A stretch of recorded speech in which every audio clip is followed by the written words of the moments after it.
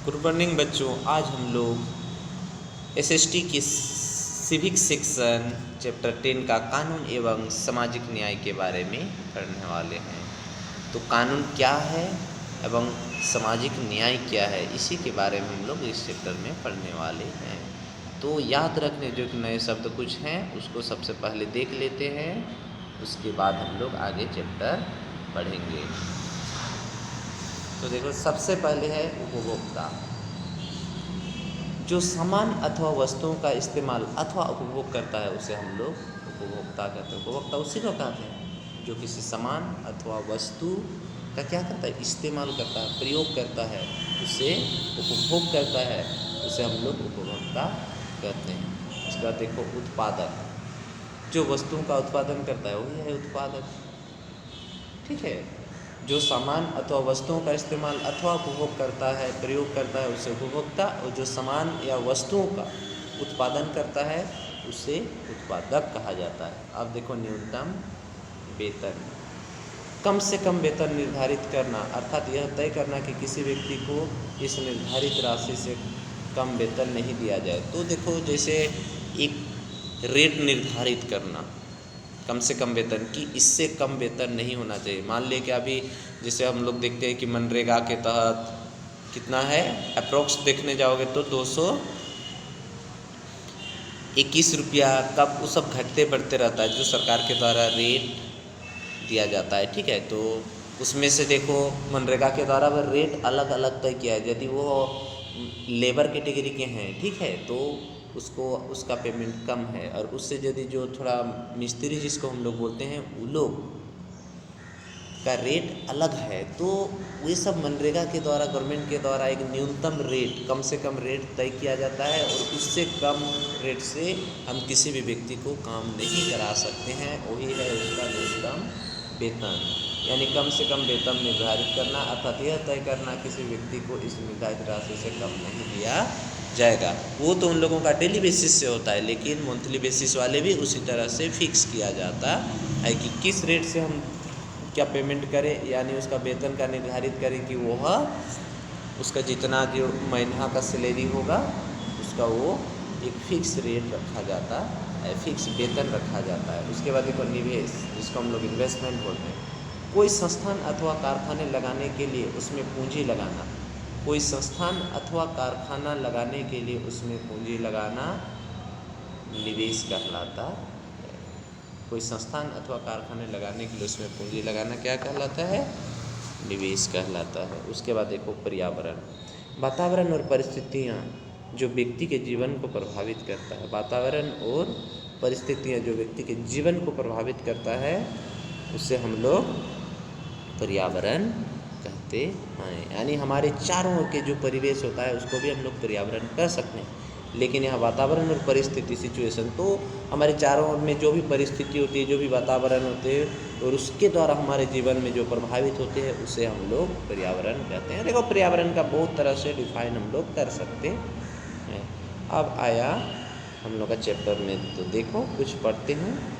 संविधान नागरिकों के अधिकारों का अभिरक्षक है। हम जैसे पहले भी पढ़ चुके हैं कि संविधान के द्वारा जो हमें न्याय मिलता है या हमें अपना अधिकार दिया गया है,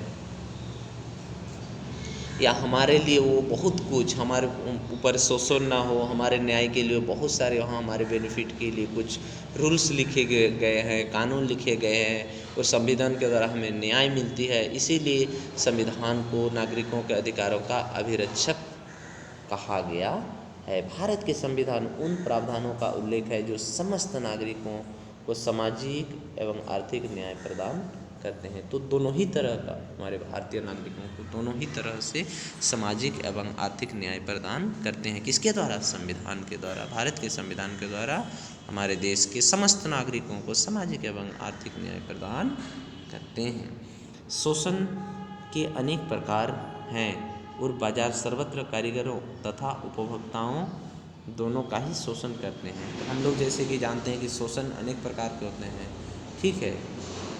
जैसे जब कोई वस्तु की मात्रा कम होती है तो उसका रेट बढ़ा के उस पर अत्यंत मात्रा में पैसा वसूलना, वो भी एक तरह का शोषण है। सरकार के द्वारा आम जनता पे कभी कभी शोषण किया जाता है, प्राइवेट कंपनियों के द्वारा व्यक्तियों को शोषण किया जाता है, कभी मानसिक रूप से, तो कभी शारीरिक रूप से, तो कभी सामाजिक रूप से। ठीक है, तो मानसिक रूप से उसको टॉर्चर करना होता है, कभी आर्थिक रूप से पैसा, मान लीजिए कोई लेबर किसी कंपनी में काम करते हैं, उसको पेमेंट ही नहीं देना, तो वो आर्थिक शोषण हो गया। उसको मजबूरन, मान लीजिए कि किसी व्यक्ति को कोई ऋण दे दिया, तो उसको मजबूरन ज़बरदस्ती अपने घर में काम कराना, जो चाहे अपने इशारा से ना करना, इस तरह का जो शोषण होता है, उत्पीड़न होता है। और सामाजिक शोषण में भी क्या होता है कि समाज वर्ग को, कोई जो हाशियाई वर्ग के हैं, तो वैसे लोगों को क्या किया जाता है, जाति के नाम पे प्रताड़ित करना, तरह तरह का प्रताड़ित करना होता है। फिर बाज़ार में जैसे हम उपभोक्ताओं को किस तरह से शोषण किया जाता है, वो तो तुम लोग जान ही रहे हो, देख ही रहे हो कि कोई भी चीज़ की यदि वस्तुएं कम हो जाती है तो उसकी डिमांड बढ़ जाती है, तो उसमें शोषण करना स्टार्ट कर देते हैं। लोगों को शोषण से बचाने के लिए समय समय पर नए कानून बनाए जाते हैं। तो इस प्रकार से शोषण से बचाने के लिए क्या होते हैं, कुछ कानून बनाए जाते हैं। ये कानून यह सुनिश्चित करने का प्रयास करता है कि शोषण अथवा अनुचित कार्यों पर आधिकारिक रोक लगाई जाए। शोषण के प्रकार देखो कितने तरह का शोषण है, इसको हम लोग आगे देखते हैं। शोषण कोई कारण एवं प्रकार हो सकते हैं, बहुत तरह के शोषण हो सकते हैं। मिल मालिक मजदूरों को उचित मजदूरी न देकर उनका शोषण करते हैं। जैसे हमने पहले भी बता दिया, कोई कंपनी में काम करो, कोई भी मिल मालिक, चाहे इंडस्ट्री हो, मिल मालिक हो, उस पर मजदूरों के द्वारा उचित मूल्य न देना, ये भी एक प्रकार का शोषण है। उत्पादक खराब किस्म की वस्तुएं या मानक अनुरूप न बनाकर उपभोक्ताओं का शोषण करते हैं। जैसे कोई भी चीज़ का डुप्लीकेट बनाना, ये भी एक प्रकार का पब्लिक को शोषण है। खराब किस्म अथवा मानकों का अनुरूप न बेचने पर सारी वस्तुएं, विद्युत उपकरण, खाद्य पदार्थ, दवाएं उपभोक्ता जीवन के लिए खतरा बन सकते हैं। तो किसी भी तरह का जो भी हम लोग डुप्लीकेट यानी खराब किस्म के जो सामान बनाते हैं, उसको बेचने के द्वारा सभी प्रकार को, चाहे वो बिजली के उपकरण हो, खाद्य पदार्थ हो, दवाएं हो, ये सभी तरह से मनुष्य का कहीं ना कहीं, आम जनता का क्या होता है, शोषण होता है, कोई भी व्यक्ति का शोषण होता है। तो इस प्रकार का जो शोषण से बचाने के लिए सरकार के द्वारा तरह तरह कानून, काम छूट जाने अथवा आमदनी गांव में बैठने के डर से मजदूर सौदेबाजी नहीं कर पाते। तो कारण देखो, मजदूरों का जो शोषण होता है, वो मजबूरन या तो घर में बैठने से अच्छा है कि हम किसी तरह से काम कर ले, इसका वो लोग मिल मालिक लोग क्या करते हैं, बहुत ज़्यादा फ़ायदे उठाते हैं और उसे कम रेट पे ही मजदूरों को अपने घर में काम करवाते हैं, अपने मिल में काम करवाते हैं। इसीलिए उत्पादक अपनी फैक्ट्रियाँ में खतरों की घंटी या चेतावनी अलार्म अन्य सुरक्षा उपकरणों भी नहीं लगवाते हैं। हम जैसे देखते हैं कि मजदूरों के सुविधा के लिए किसी भी प्रकार की सुविधा नहीं कंपनी में लगाए जाते हैं, चाहे वो कुछ व्यवस्था, मान ली कि उसका लाइफ के लिए कोई इंश्योरेंस नहीं करवाते हैं, फिर वहाँ जहाँ काम करते हैं वहाँ फैन नहीं होते, वगैरह वगैरह बहुत सारे ऐसे चीज़ होते हैं जहाँ टॉयलेट नहीं होते हैं, बाथरूम नहीं होते हैं, ये सब फैसिलिटी नहीं होते हैं, जिसमें उन लोगों को बहुत तकलीफ़ का सामना करना पड़ता है। आने जाने में परेशानी होता है, ऑटो में जाना पड़ता है, जबकि कंपनी के द्वारा उससे क्या, कंपनी के द्वारा उसको किसी भी तरह का बस की व्यवस्था नहीं कराई जाती है। वो पुराने मशीनों के स्थान पर नई मशीन भी नहीं लगवाते हैं। तो देखो, कोई भी इंडस्ट्री में क्या होता है, जो पुराना मशीन है या घिसी-पिटी मशीन है तो उसी से काम चलाते हैं, जबकि पुराने मशीनें खतरनाक हो सकती है। वे बहुत ऐसी सारी चीज़ें बनती हैं जो मानव के अनुरूप नहीं होते हैं और अनेक कानूनों का उल्लंघन भी करते हैं, जैसे कि कारखानों में 14 वर्ष से कम आयु के बच्चों को काम पर लगाना, हवा पानी प्रदूषित करना, ये सब एक प्रकार का शोषण है। हम लोग देखते हैं ना, छोटे छोटे बच्चे होटल में, ढाबा में, कंपनी में काम करते हैं, जो ये कानूनन अपराध है। यदि गवर्नमेंट को ये पता चलेगी या कोई उसे इन्फॉर्म कर देगा तो वह उस कंपनी का दिवालिया घोषित हो सकता है। इसीलिए 14 वर्ष से कम उम्र के बच्चों को काम पे लगाना, ये भी एक बहुत ही शोषण के विरुद्ध है। यानी शोषण के विरुद्ध एक अधिकार बनाया गया है और उसमें यह कहा गया है कि 14 वर्ष से कम उम्र के बच्चों को क्या, किसी भी आप खतरनाक कंपनी या उम्र में मतलब काम नहीं, इंडस्ट्री में, कंपनी में, उद्योग में, ढाबे में काम नहीं करवा सकते हैं। कानून की आवश्यकता, तो देखो कानूनों की किस प्रकार आवश्यकता हुई। हमने देखा है कि शोषण अनेक प्रकार है, अभी तक पढ़ लिए कि शोषण किस किस माध्यम से आदमियों के द्वारा किया जाता है। इसीलिए जनता को शोषण से बचाने कानूनों की आवश्यकता थी। इस प्रकार के शोषण से बचने के लिए जनताओं को, आम जनताओं को क्या करते हैं, आम लोगों को कानूनों की आवश्यकता होती है।